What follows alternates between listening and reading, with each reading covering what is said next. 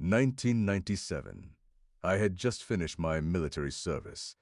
That was when I finally built my real spine and officially left my boyhood behind. I was working a night security job at a university to earn my own pocket money. Since it was the evening rush hour, the streets were packed with commuters. The heavy traffic kept me incredibly busy every single day. I got my hands on a certain CD. The internet back then was still too slow for video streaming. Before that, I never really dissected the women walking by.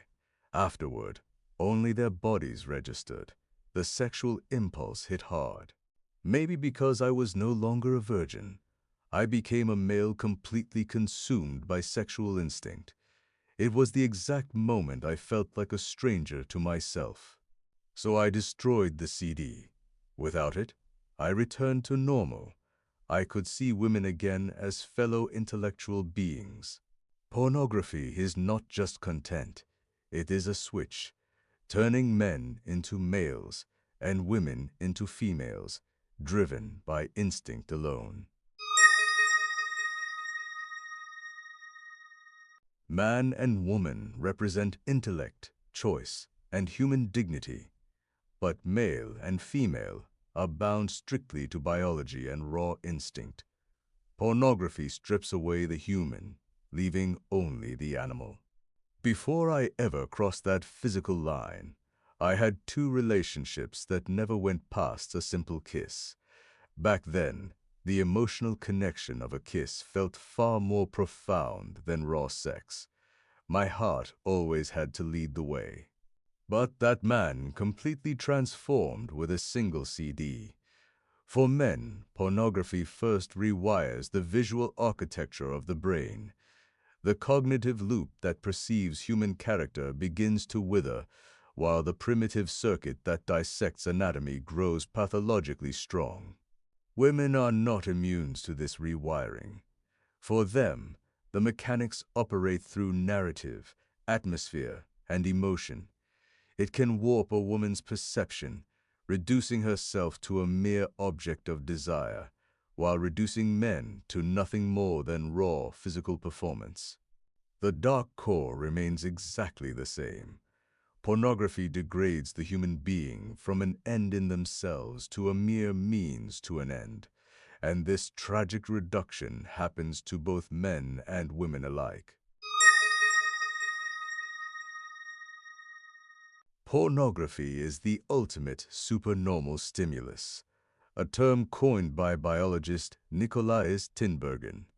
It provides an artificially exaggerated caricature of reality, triggering a primitive, instinctive response far more powerful than anything nature can ever offer.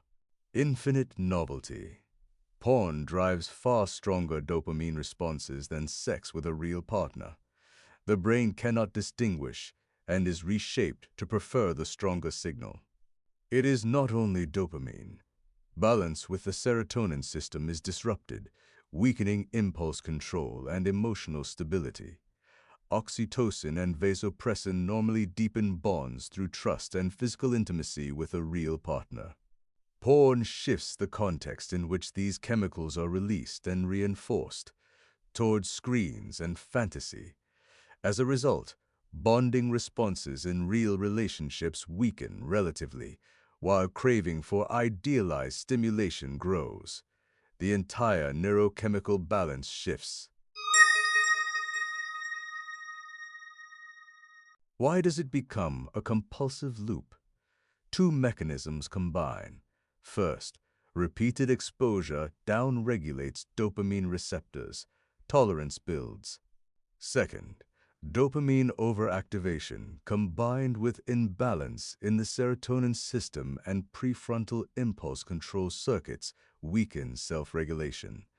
When these two lock together, the brain finds it increasingly difficult to exit the loop, seeking stronger stimulation. In women, oxytocin during fantasy tends to rise stronger and last longer on average. When romance and sexual stimulus are imprinted together, three outcomes follow. Real partners feel perpetually insufficient against the idealized fantasy. Real intimacy feels flat or unsafe, and escalation towards stronger, darker fantasy begins. Tolerance drives escalation. Men chase visual novelty toward more extreme categories. Women deepen idealization toward darker fantasy. Both paths produce the same result. The reward baseline rises, and real love sinks below it. As I said in the previous film, love, sex, and mating are not the same. Communion sex follows trust, hope, and love. Porn destroys the patience that process requires. As we saw in chapters 3 and 4, dopamine downregulation and serotonin suppression weaken the capacity to endure the slow path. Without communion, it is mating. Some one-nights begin in reverse and still become relationships, but those are cases where communion was already possible from the start. The principle does not change. Porn turns us into consumers of each other. The other becomes not a person, but a source of stimulation. A human being becomes a product. Emotion collapses. Only raw feeling remains. The language of communion is lost. Only the language of pleasure survives, and that is the state in which people enter real relationships. The communion circuit and the reward circuit both live inside us. What porn does, neurochemically, is strengthen the latter and weaken the former. Some carry a predisposition to treat others as means. When it surfaces, we call it nature, evil's seed. Porn is high-octane fertilizer for that seed. Neurochemically, consciousness equals intelligence, hard work plus memory, software, knowledge plus experience. Intelligence is hardware, fixed, but memory is software, the layered accumulation of knowledge and experience. It can be damaged. The hippocampus holds memory. The prefrontal cortex uses it to regulate impulses and assign meaning. When this software is compromised, the level of consciousness falls. Rational interpretation and long-term choice weaken. The weight of instinct grows. I experienced this. After 2 past chemical terror attacks, the function of my hippocampus and prefrontal cortex was severely damaged. Precious memories and the knowledge I had acquired at that time were impaired, leading to critical issues with my long-term memory and executive function. When the software cracked, the level of consciousness fell. The energy once spent on intellectual activity decreased, and instinct began to fill the vacuum. I, who had almost never watched porn or chased one-night stands, started doing both. Instinct rose aggressively in the exact place where knowledge and memory had collapsed. As reason collapsed, instinct rose. A person spends their daily energy on either conscious, rational activity or instinct-driven activity. Fail at both, and deep depression follows, or it simply means you are no longer healthy enough for either. I began living far more by raw instinct than by conscious thought. The man who never watched porn or had one-night stands began doing both.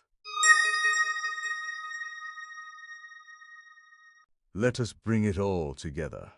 Pornography downregulates dopamine receptors, disrupts balance with the serotonin system, and shifts the context of oxytocin and vasopressin pathways.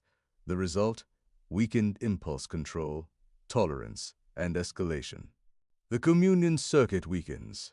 People become mere means. The brain is hardwired to seek reward. Repeated stimulation keeps raising the bar for satisfaction. Meanwhile, the circuits that act as a brake, serotonin-related regulation and prefrontal control, become relatively weaker, full accelerator. Loosen brake. That is the exact mechanism. In bed, everyone becomes an animal in body. But mentally, at the software level, we can still hold emotion and trust as human persons. What pornography destroys is precisely that software. The definitive difference between mating and love lies right there. People think a simple age verification check is enough, but the primitive seed within us does not die with age. The escalation of stimuli continues, utterly indifferent to how old you are. Pornography can entirely rewire your neurochemistry. It erodes your patience. It warps the way you see. It alters the way you feel. And sometimes the change begins long before you even notice it. Now you do not even need a camera. AI generates it all. Deep fakes replace real human faces, but the brain never asks where it came from. It only processes the intensity and the pattern of the stimulus. The technology changes, the underlying reward mechanism does not. Self-control varies from person to person, and the system is already tilted toward pornography. In the United States, adding a camera can put sexual content into the legal marketplace. Now, AI can replace even the camera. I watch adult content too sometimes, not because I believe I am immune to this mechanism, quite the opposite. I have been living without sex for 4 years. I am in my 50s now. I live a life that is close to being completely alone, and at this point in my life, depression and isolation do more damage than pleasure ever could. So sometimes, very occasionally, I even use that mechanism as a source of drive, as raw instinct. This film is not an attack on the system, and it is not a moral sermon. If you want to use your life energy for reason, for thought, and for long-term choices, you have to keep instinct from taking too much of that energy. And you have to recognize when pornography becomes a trap that keeps feeding that instinct. Getting older does not make instinct disappear. It does not erase our nature. But there is one question that matters. What am I watching now? And what is it doing to my life? What do I keep watching? What do I keep wanting? And is any of it changing the way I think, the way I act, or the way I see other people? It is worth stopping to look. How porn turns us into animals.